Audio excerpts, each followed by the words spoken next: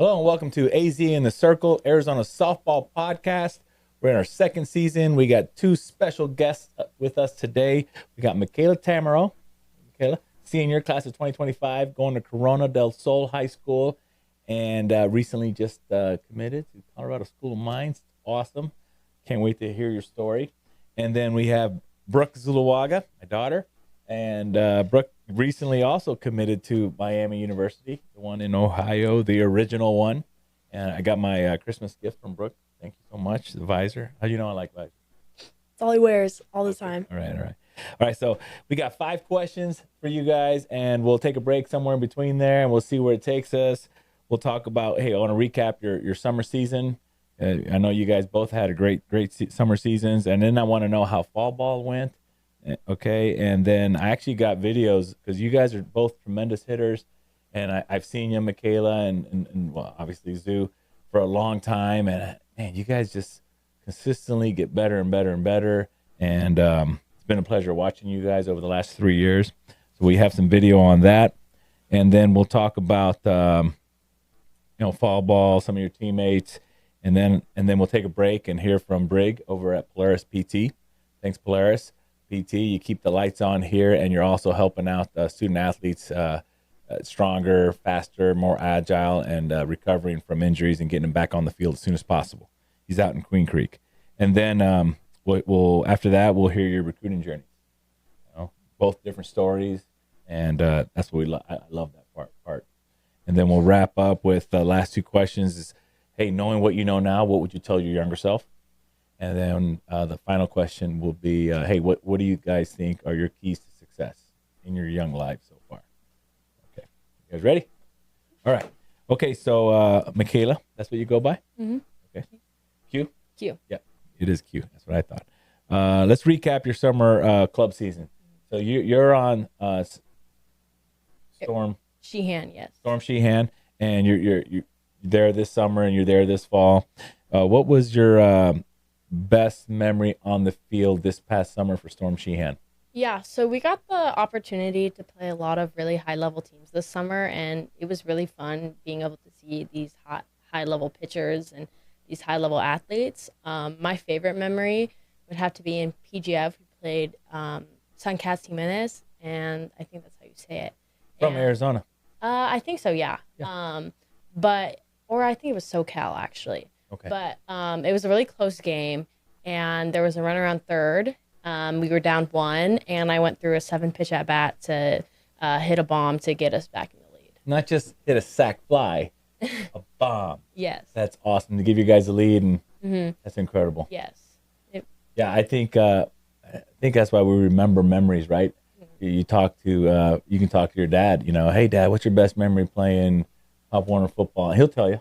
Mm-hmm. It's funny because that just sizzles in your head, and then Yeah. that's a forever moment. I call them forever moments, right? You're never gonna forget that. That's pretty cool. And then what about your best memory off the field this summer? I think it was being able to go to the lake with my teammates when we were in Colorado. We had a lot of fun. We went paddleboarding, and it was just a great experience to be able to hang out with them, spend a day with them. And I think that's what, makes us a good team is we value each other a lot, and we spend a lot of time together.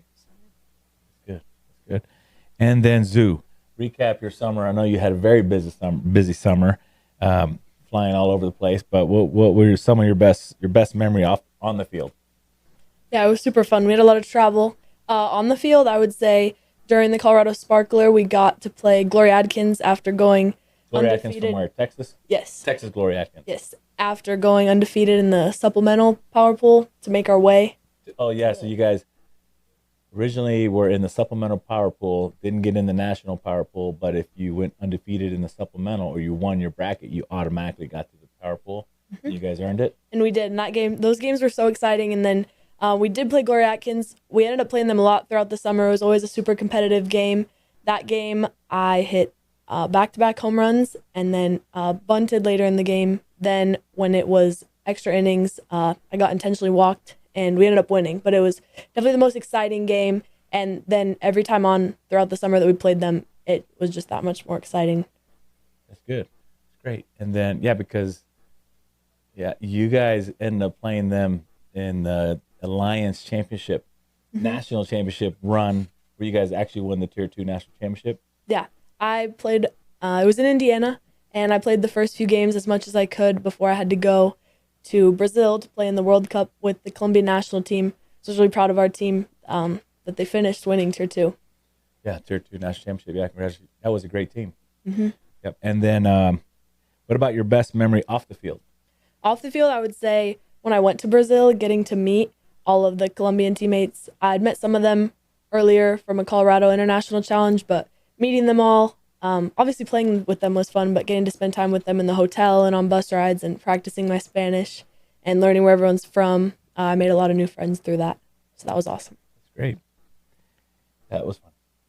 And then, okay, so then summer went great, and then we come to fall ball, and Brooke, you ended up on a new team. Mm-hmm. Tell us, how did fall ball go?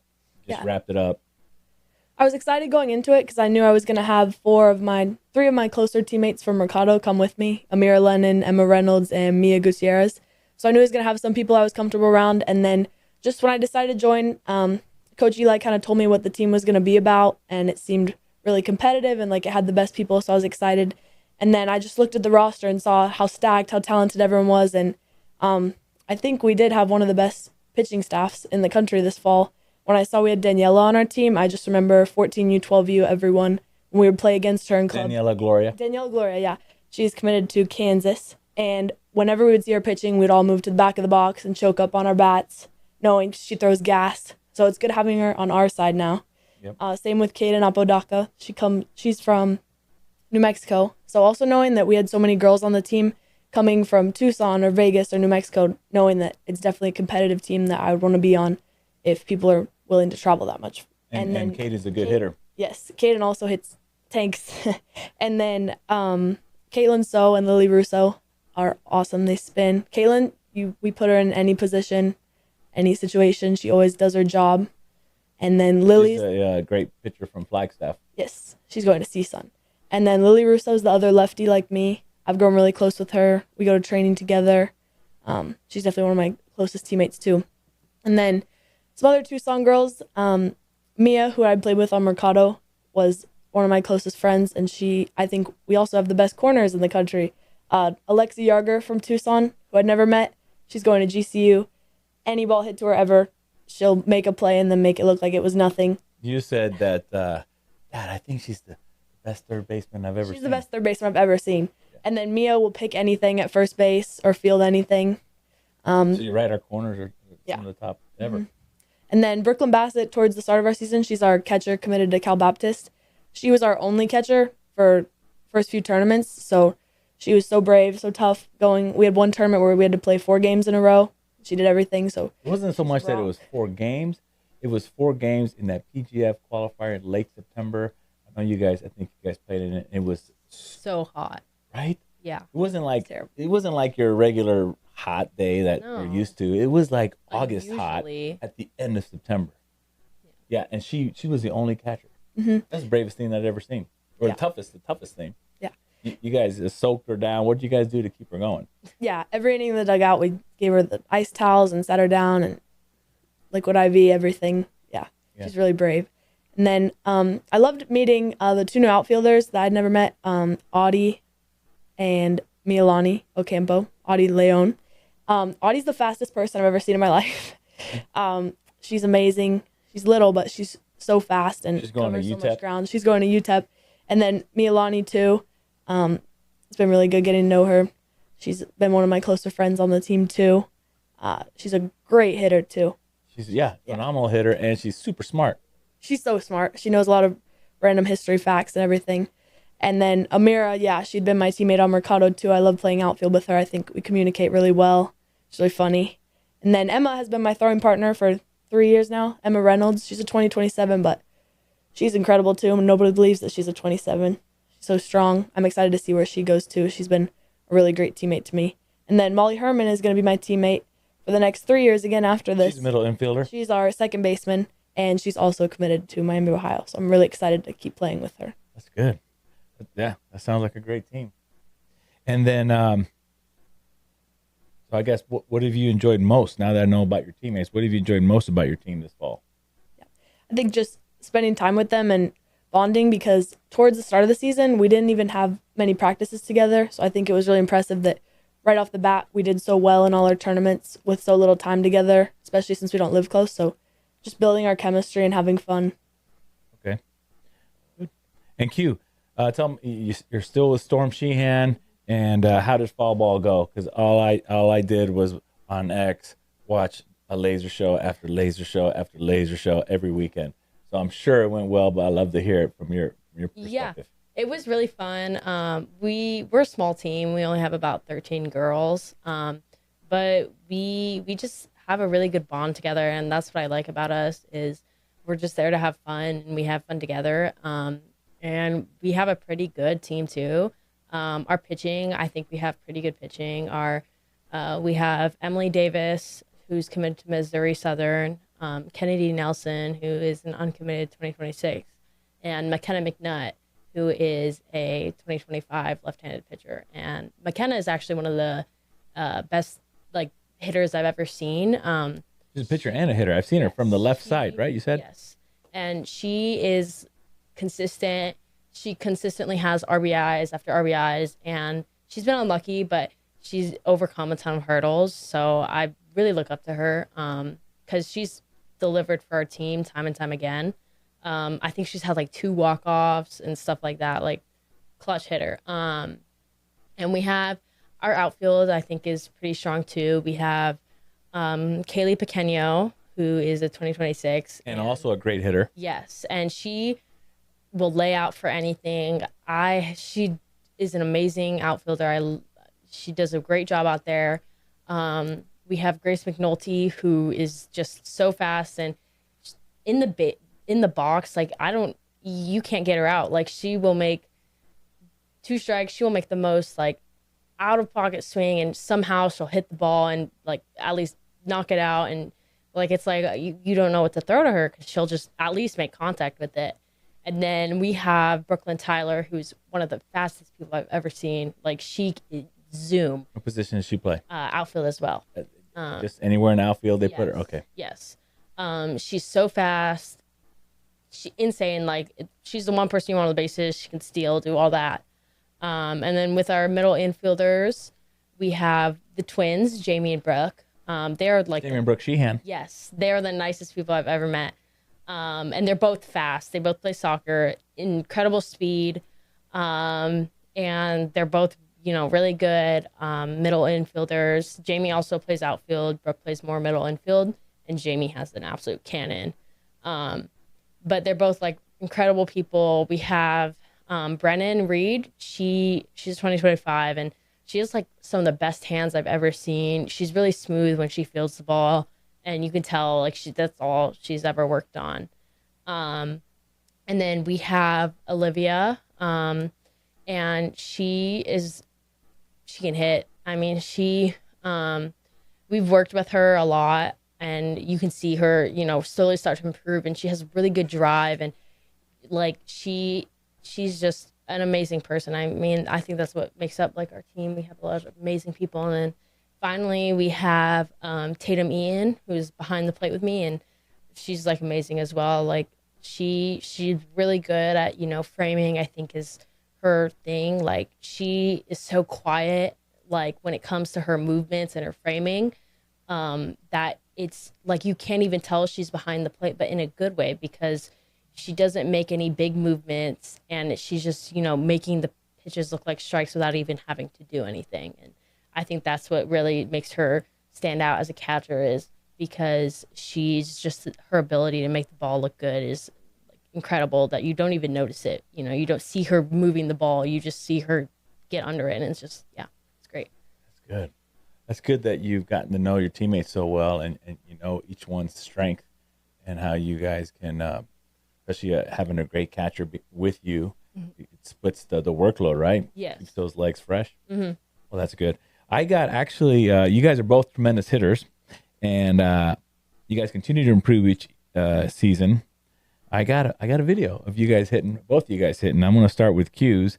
We'll talk about them as we show them, but I could tell your new video from this fall, the slight adjustments where you now stride in your swing. So let's roll tape.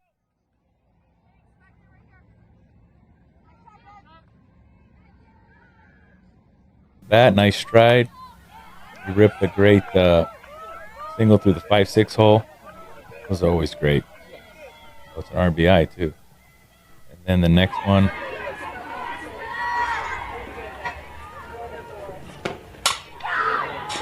That's good power. Line drive up the middle. And then we got the next one here. It's Oppo. Looks like Oppo bomb. Yeah, so yeah, I've always known you've had power, and now that you have that stride, wow, it just keeps going. And then the next one here, send this, if I remember right, to right field.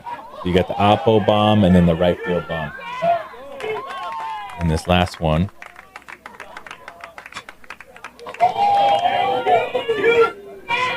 It's another bomb. Yeah, that one was actually a 3-0 count, and he gave me the green light to swing at a pitch. And The 3-0 count yeah, gives you the green light. yeah.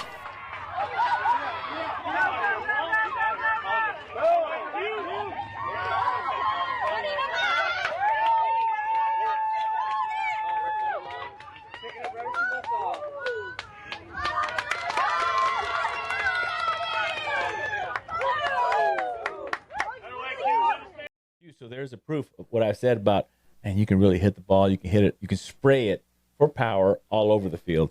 And that last at bat. Tell me about that again. You had a 3-0 count, and then you looked over to the coach, thinking that you were going to get a take pitch. And what did he do?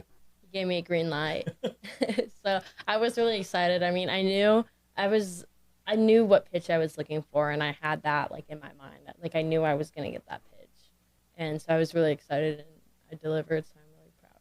Yeah, I mean, you said something before we started filming. You said, when I was talking about, hey, I like the adjustments in your stride, you said, but I've also been, you said I was also swinging for, how did you say it? You're swinging for power? What did you say? So when I first joined the team, Sheehan told me, you're only really hitting for contact. I need you to start, don't be afraid to miss. And so I worked on that over the summer and over the fall, and now I'm beginning to see results of I can swing hard and comfortable in scenarios where I'm comfortable, and I'm getting more like power behind my swing because I'm not swinging scared, or like I just feel so much more comfortable in my swing that I know I have that power. And he was telling me, like, you just need to like actually swing the bat. Don't be afraid to swing and miss.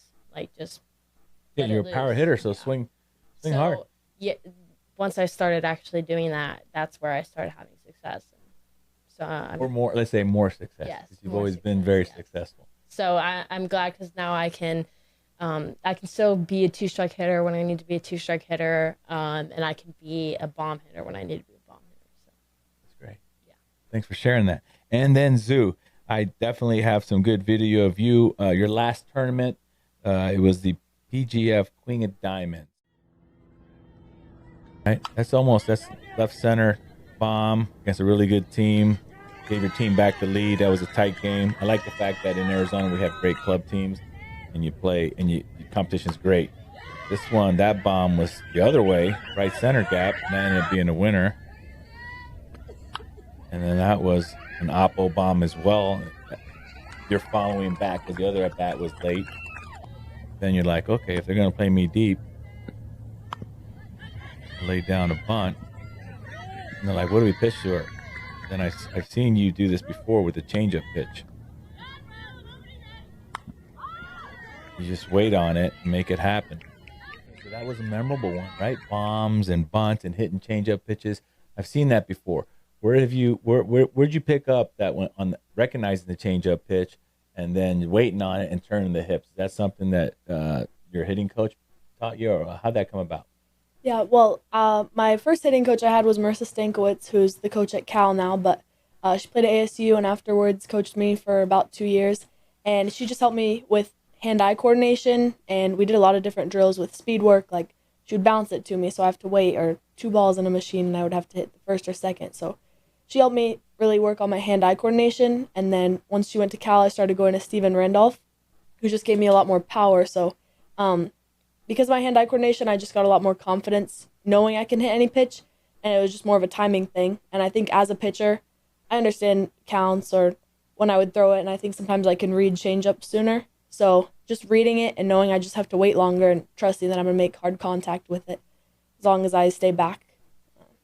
So you being a, like you just said, a pitcher, that's really benefited you in terms of your approach to hitting? Mm-hmm. I think it also helps pitching, thinking if I was facing myself right now, what would I be thinking?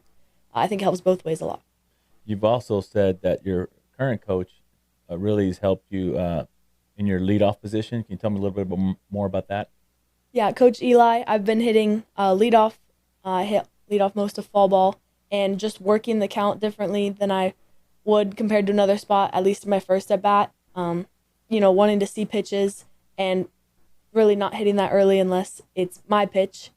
Because I also understand as a pitcher you want to get ahead, so if it's that pitch, I'll swing. And then I worked a lot more on reading my defense because I am a lefty, so people don't know if I'm going to slap or bunt as a leadoff, or if they do play me up, I'll hit for power, or vice versa. If they play me back, I'll bunt. So I just worked a lot on reading my defense more, situational hitting. Right. Super. Well, I love hearing how you guys think, and love seeing video of you guys hit. And thanks for sharing your little backstory about what you guys do and what your adjustments you make and that kind of stuff. So thank you. We'll take a quick break. We're going to go listen to Brig with Polaris PT out in Queen Creek.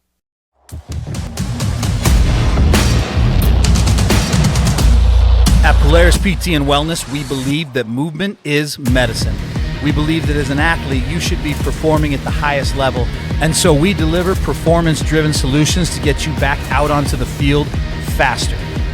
So give us a call at 480-808-4995 or reach out to us through our website, www.polarisptphx.com, where movement is medicine. And we're back. Thanks, Brig, with Polaris PT. Okay, our third question, Q. We're going to start with you, your recruiting journey. You're at a fantastic school, one of the best schools in the country, academic-wise, high academics, Colorado School of Mines. It's a beautiful campus as well and a great location. Your recruiting journey is one that everyone thinks they have their own story, and they do have their own story, but there's a lot of girls that are seniors and were in your same situation and didn't really sign until just recently or commit. So I'd love to hear about it. How'd it go? So it was frustrating at first because I didn't know what I wanted to study, and I felt like it was hard to narrow down colleges based on that. And so when I was going through and I realized I wanted to do engineering when in my junior year I was in a math class, and it was just so fun, and I really found my love for math there. And I ended up being pre-calculus student of the year for my school. So I think that was when I really had that, okay, I want to do engineering. And so having that, I really got to narrow it down, and I was like, okay, these are the best schools. And when I came across Colorado School of Mines, I was talking to Rencon, and they didn't have a head coach. So I was like, Rencon? Yes. The hitting coach here in the Valley. Yes. Awesome coach. Yes, he's great. And he's been a big help. But we were talking, and they don't have, a head coach. So I was like, okay, I'll just bide my time and I'll wait. And so I waited for the longest time, and I had my dad, email their AD and figure out, when are they going to announce it. And then when they announced it, immediately after I emailed the coach, I wanted to be the first one in her inbox. And so I emailed her, and then right after there, it was just, hope and pray. And But when you emailed her, did you send some video? Did you send? Yeah. Okay, So that's all you need to do is look at the tape. Mm-hmm. So I sent her video, and then she reached out and she was like, hey, can I see some BP? And can I see, your skills video? So I sent her that. And from there, I went on my visit, and I had a blast.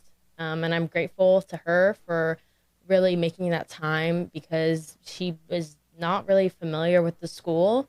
And I told her, I have an offer on the table. So, I'm kind of like on a time crunch. And so she really made it work the best she could. And I'm really grateful to her for that, for getting me out there. It's an unbelievable school. Yes. It's so hard to get into. Yes. I mean, they have two students, and one's a student athlete, and one is you. One's a student athlete, that's you, and one's not a student athlete, but has the same GPA as you. Most times, the schools are going to go with the student athlete because you're their brand, you're their marketing, you're the reason why Colorado School of Mines is going to be in the papers, going to be on social media. So I'm glad they chose you. It's going to be great. It's going to be great watching you. Okay, so how did it happen? Like, you kind of told us on the fringe how it happened, but when did you go visit and they offered you there, or at what point were your parents around? Tell us the fun stuff. So I went on the visit with my mom, and we took a tour of the campus, and then the coach gave us a tour of the athletic facilities. And she gave us, the offer there. And then when we got back home, I talked it out with both of my parents, and we had to figure out, because like I said, I had another offer on the table, which is also a pretty good school. And so, mine's is expensive. And so I talked it out, with my family, with my parents, and we're like, I think it's worth, working to get more scholarships and stuff like that to go to this school, because the stuff that they have for students and the tools and the opportunities is incredible. So we made that decision, and I committed. And it was a big relief, big excitement. And then how did you contact the coach and let the coach know? Yeah, so we had a tournament. So I committed the Friday night before. Like, I told my parents I was going to do it. And then Sunday morning, we had an 8 a.m. game. So after the 8 a.m. game, I called and I was like, hey, I'm accepting your offer, and I'm excited to be part, of your team. And it was funny because I had hit the home run off a Weber State commit that was shown earlier. I hit that during the game, and Mike Sheehan, he was like, did you tell her about your home run? I was like, oh no, I forgot. Yeah. So but it was like a big weight was like taken off my shoulders. Like, I can finally focus on what's going to be next instead of focusing on like committing. I can now focus on preparing for college. Yeah. And what's going to be next is we're only a couple weeks away from the high school season. By the time we air the show, you'll be in the thick of high school season, and then you'll only have a few tournaments left, and you're going to be there. Mm-hmm. A few club tournaments left in the summer, and then you'll be there. Mm-hmm. And the big one's in Colorado. So do you have any plans of visiting campus there while you're there in Colorado this summer? Yeah, I'll probably end up, going and seeing, and, but, so I think she'll probably come out to some of our games, but, I'm just excited. So. Yeah. Well, I'm excited for you too. Congratulations. Thank you. Thanks for sharing that story. And especially about the part that, hey, it took a while, but you finally got there and you figured out what you wanted, and I'm glad it all worked out. So happy for you. Thank you. Okay, now Zoo, your recruiting journey, starting with leading up to September 1st. How did you handle that, and then all the way through committing to Miami University? My main thing, I sent emails between sports recruits or just personal. I would make videos after each tournament, offensive, defensive, or high school ball, and I would send those out. And then also any videos from a live feed that our recruiting coordinator did from club tournaments, any hits or plays, I would send them through Twitter DMs, because I think coaches, especially while traveling recruiting, can see Twitter on their phones quickly, and just seeing if the tweet had been liked by certain coaches, knowing that they're seeing it compared to emails. And then camps, I had my first college camp summer after my 8th grade year, and then up until right before September 1st, I did a total of 33 camps between on deck or showcases or specific colleges. And I think that did help, because then on September 1st, about half of those schools ended up calling. So I think camps are worth it, especially you just have to show your interest in each school, even if it's maybe you're not sure you want to go to this place, but just making a good mark, because you never know where a coach would end up.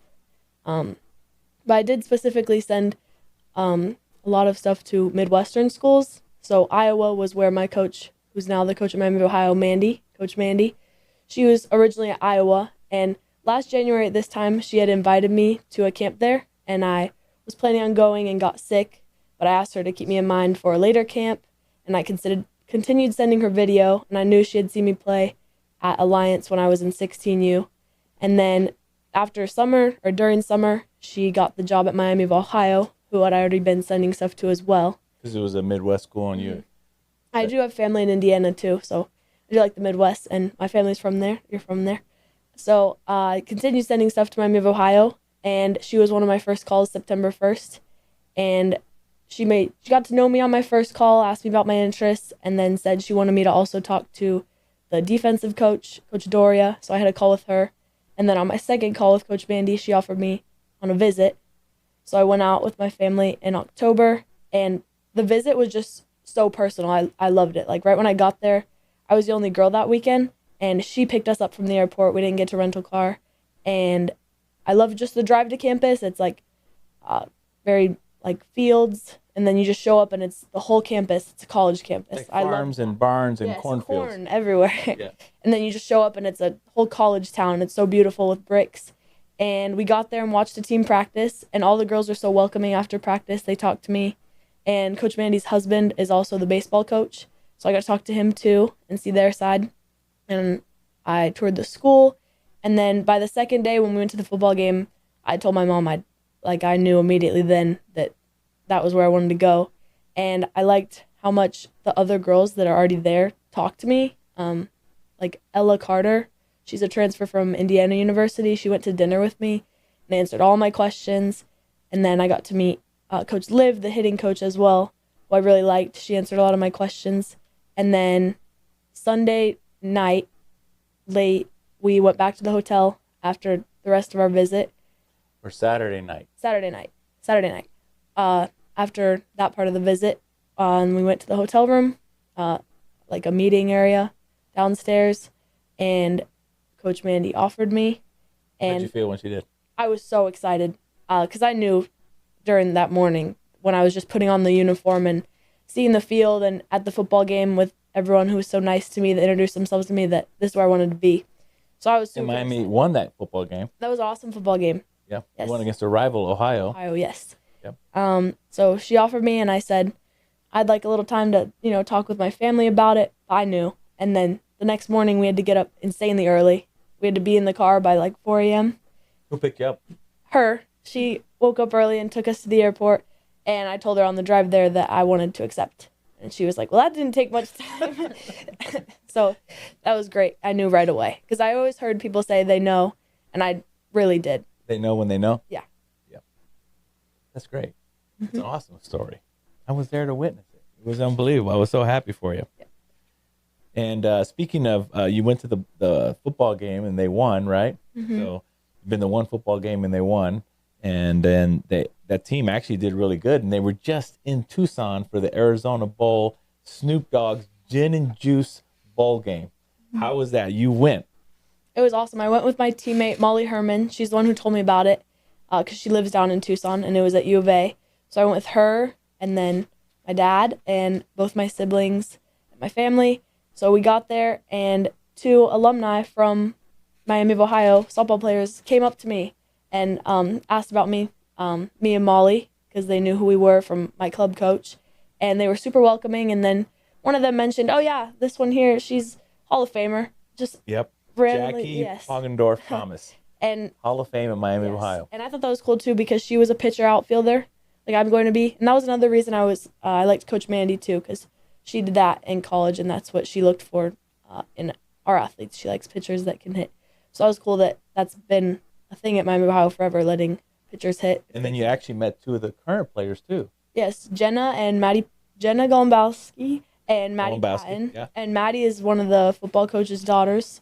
So that was cool. I'd met them both on my visit, but I got to know them more and talk to them, and it made me even more excited. And possibly when I'm there, by the time I'm there, Jenna will be one of the grad assistants. Yeah, that'd be great. And Jenna is the All-American there. Yes. All-American as a junior. And then I'm sure she had opportunities to go other places when the coaching change happened, but she is a Red Hawk through and through, and she's like, no, I'm staying here. Mm-hmm. And so I love that. That's one thing I loved about when I heard that she was staying All-American to finish up her career there at Miami, Ohio, or Miami University. I think that's just incredible. Yeah, talking to them got Molly and I super excited. We actually got a picture of all six of you. We got from, I'll have Casey put it up there so everybody can see. It was a fun game, and just about 50 feet back from this picture, Snoop Dogg came, and he was right there talking to the crowd. He was so gracious, and it was an incredible time. But from left to right, you got Tennille Bishop Forster, played, I think it was early 2000s, and then you got the All-American Jenna Golombowski, and then Maddie Patton. I think she's a junior, or current junior, maybe a senior. And then you have Zoo, then Molly class of 2025. You know, she'll be heading out there this coming fall. And then the Hall of Famer, Jackie Poggendorf Thomas. So that must have been just to see the past, present, and future there at one time. You guys just met that day. Well, you had met the two girls, the two former players during your visit, but it still got to be like almost like a sisterhood. How'd that feel for you? Yeah, it felt great. And the two alumni said the exact same thing everyone's told me, like that I made the best choice possible, that I'm going to love everything there, and that I like that they still support, that they're still part of the community and so involved. And I know that Miami of Ohio plays at ASU, so hopefully I'll get to see. Oh yeah, they open up. Opening, yeah. At the Kajikawa Classic. Yep.